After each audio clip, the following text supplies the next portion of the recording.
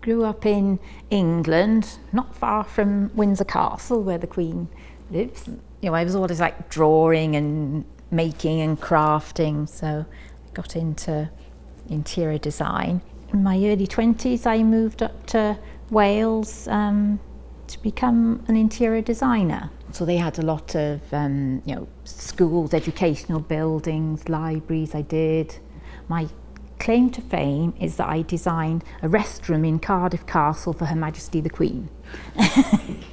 I don't know if she ever used it, but I like to think she did. And then it was in the 1990s, and I became interested in this idea of designing for people with disabilities. It's kind of like the perspective that it's not that people aren't disabled, they're disabled by the environment. It's kind of like where my interior design focused then. I was asked to design a school in Cardiff for children with severe disabilities and autism.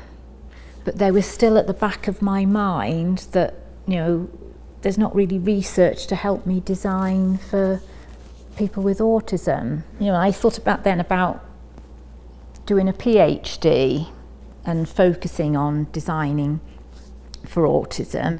I'd said to my husband, well, what would it be like to live in the US? Because I think I could do my PhD over there. So he said, oh yes, that sounds good. I think he didn't think I'd actually do it. Benny, sit down please. I'd done a little bit of adult education teaching when I was in the UK. When I came over to the University of Minnesota, they said to me, oh, you can teach one of the studio classes. And I said, no, I'm not a teacher. He said, yes, you've practiced for years, you'll be fine. But then I was kind of really drawn to teaching, and I love teaching the students. I think the number of people with disabilities is growing, and I think perhaps we haven't quite caught up. It's just the idea of making what we design better for people.